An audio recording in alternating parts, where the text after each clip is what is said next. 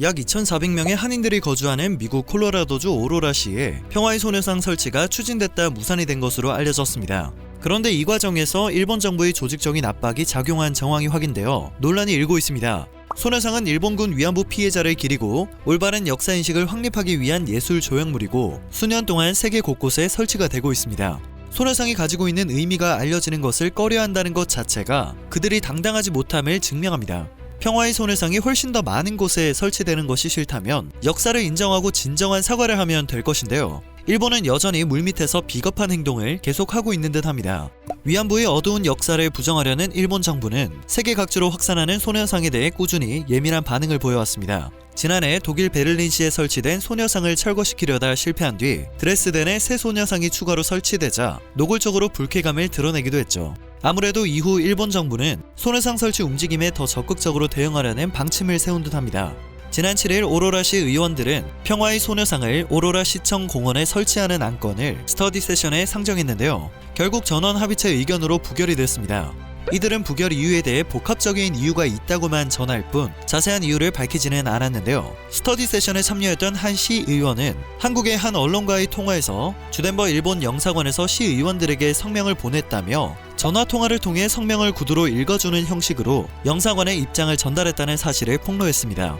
이 메시지에는 일본 정부가 위안부 문제에 대해 잘 인지하고 있으며 일본 정부 차원에서 피해자들과 그 가족에게 이미 보상이 이뤄졌으니 소녀상 설치를 허용해주지 말라는 내용이 담겨 있었다고 합니다. 다만 이 시의원은 일본의 메시지가 나의 결정엔 영향을 미치지는 않았다면서 이후엔 다른 의원들과 이와 관련해 의견을 교환하진 않았다고 설명했는데요. 그러면서도 소녀상과 관련한 국제 분쟁의 전례가 있다면서 우리는 지역 이슈를 다루는 지방의회이고 외교 정책을 관할하지는 않는다면서 다른 방식으로 포기하지 않고 위안부에 대해 알릴 수 있는 방법을 모색하겠다고 말했습니다. 지난 12일 AP통신 보도에 따르면 헌장으로 이 문제에 투표할 수 없었던 마이크 코프만 시장도 여성들이 일본군 복무를 강요받았을 때 제2차 세계대전 동안 엄청난 잔혹행위가 일어났다는 것은 의심의 여지가 없다는 입장을 밝혔다고 합니다. 소녀상 설치를 주도했던 오금석 콜로라도 평화의 소녀상 기념재단 이사장은 시의원들은 일본 정부가 너무 반대하고 있다는 부결 이유를 밝혔다라며 일본 정부 측이 이 문제는 한국과 일본의 문제인데 왜 개입을 하냐는 식의 엄청난 압박과 회유를 하고 있다고 설명했습니다.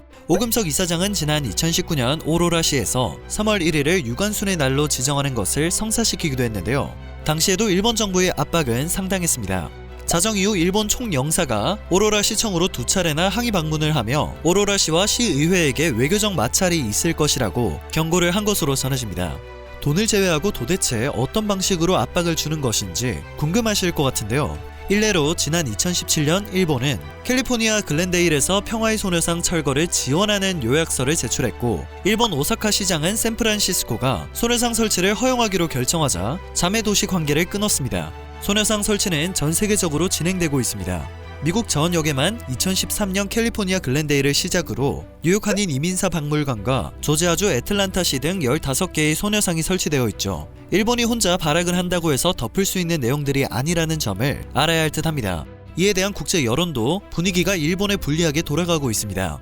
지난 2019년 일본의 항의로 마닐라에 있는 소녀상이 철거된 사건 때에도 일본을 비판하는 해외 반응이 쏟아졌는데요. 또다시 조직적인 압박을 가했다는 소식이 공유되며 각국 네티즌들은 빌어먹을 지옥, 그들은 무엇이 잘못되었는지 알지 못합니다. 잘못을 인정하십시오. 난징과 위안부 강간이라는 책을 읽은 후 중국과 한국의 반일 감정을 이해하게 되었다. 압도적인 증거에도 불구하고 대부분의 일본인은 이것을 100% 부정합니다. 그 중심엔 역사 왜곡이 존재합니다. 나는 독일이 비슷한 문제를 처리하는 방법에 대해 존경심을 갖고 있습니다. 그들은 그것을 숨기지 않았습니다. 아무도 모르더라도 죄책감은 일본과 함께 할 것입니다. 와 같은 반응이 나오고 있습니다. 그러나 일본 반응은 정반대였습니다. 해당 소식에 대해 일본 네티즌들은 전 세계의 우길기와 비슷한 디자인을 찾아 철거하라고 괴롭힘을 반복하는 한국이 말을 할 자격이 있냐? 단순한 반일 캠페인으로밖에 보이지 않는다. 설치를 중단하는 것이 맞다. 참고로 나는 우익이 아니다. 동상 자체가 일본인에 대한 증오를 나타낸다고 생각한다. 보상을 했으니 모든 책임은 한국에 있다. 그것으로 만족할 수 없다면 정말 뻔뻔스럽다. 와 같은 반응을 보이고 있습니다. 상식적으로 그리고 인간적으로 한국에 대해 가지고 있는 감정을 떠나서 생각해야 할 부분이라고 생각되지만 그들의 생각은 전혀 다른 듯 했습니다. 소녀상은 단순히 한일 문제 차원을 넘어 군사 분쟁과 여성들에 대한 사회적 폭력이라는 근원적 문제를 담고 있습니다. 지난달 독일 작센주의 주도 드레스덴 민속박물관 안뜰에도 독일어로 된 비문과 함께 소녀상이 설치되었습니다. 4월 15일부터 8월 1일까지 진행되는 전시회의 일부로 설치된 것인데요. 해당 전시회는 일본군 위안부 피해 문제를 정면으로 응시하고 있습니다. 유럽 국립박물관에서 이 주제를 다룬 건 처음 있는 일이라고 합니다. 유럽에서 공공박물관 안에 소녀상이 전시된 것도 처음 있는 일입니다. 전시회는 이와 함께 나치의 유대인 학살과 독일 제국의 아프리카 나미비아에서의 민족 학살, 터키의 아르메니아인 집단 학살, 유고슬라비아의 전쟁 범죄 등을 다루고 있습니다. 전쟁의 참상과 감당하기 어려운 고통에 말을 잃은 피해자들이 결국 오랜 침묵을 깨고 자신에게 일어난 일과 진실을 증언해 세상을 깨웠다는 게 전시의 주제이기 때문입니다. 그리고 오랜 침묵을 깬 피해자와 그리고 그 증언의 상징물이 바로 평화의 소녀상입니다. 그리고 여기에 소녀상이 설치되는 과정에서는 역시나 일본의 로비가 있었던 것으로 확인되었습니다.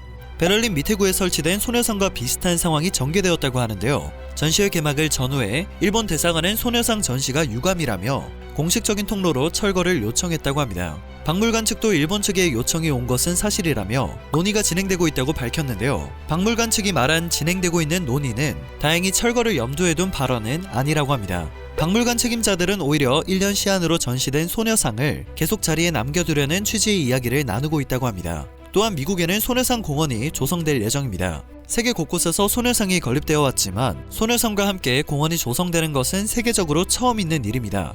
지난 3월 10일 미국 펜실베니아주 필라델피아시에서 거주 중인 한인 교포들로 구성된 소녀상 건립추진위원회는 필라델피아시 당국으로부터 소녀상 공원 건립 계획에 대한 원론적 승인을 받았음을 밝혔습니다. 위원회가 필라델피아시의 중심부인 퀸빌리지 지역에 근린 공원을 소녀상 공원으로 탈바꿈시키겠다며 제출한 공공예술 설치안이 공원 조성 과정에서 사실상 가장 중요하다고 할 수 있는 원론적 승인 과정을 통과한 것입니다. 앞으로 시공계획서 평가와 면허 검사가 남아있지만 이러한 과정들은 모두 비용 충당이 관건인 행정 절차이기 때문에 모금만 제대로 이루어진다면 착공까지는 별 어려움이 없을 것으로 예상됩니다. 위원회는 시공과 준공 이후 공원 유지 보수를 위해 36만 달러, 한화로는 약 4억 정도가 들 것으로 보고 있습니다. 특히 소녀상 공원은 미국의 독립을 기리기 위해 조성된 필라델피아 국립독립기념역사공원에서 1마일 정도밖에 떨어져 있지 않은 시 중심부에 터를 잡게 돼 더욱 값진 의미가 있습니다. 위원회는 지난 2016년 미국 내 7호 소녀상인 필라델피아 소녀상을 건립하기 위한 작업에 착수했는데요. 처음에는 위안부 기린비를 설치하자는 의견에서 시작됐다가 나중에는 소녀상 공원을 조성하고 그 안에 소녀상을 건립하자는 쪽으로 사업 방향을 조정했다고 합니다. 다만 각국에서 일본의 반대 로비로 소녀상 설치가 난항을 겪어왔던 만큼 위원회는 최대한 정치색을 배제한 채 필라델피아시 당국에서 공모하는 공공예술 설치 프로젝트에 응모하는 방식을 선택했습니다. 특히 설익은 단계에서 사업계획이 알려질 경우 일본 측이 반대에 직면할 수 있다는 판단에 따라 대외 홍보를 극도로 자제해왔다고 하는데요. 이에 대한 일본 정부의 공식 반응은 아직 나오지 않았습니다만 당시 소식을 접한 일본 우익들은 화들짝 놀랄 수밖에 없었습니다. 007 작전을 방불케 하며 4년간 이 사업을 비공개로 진행했기 때문이겠죠.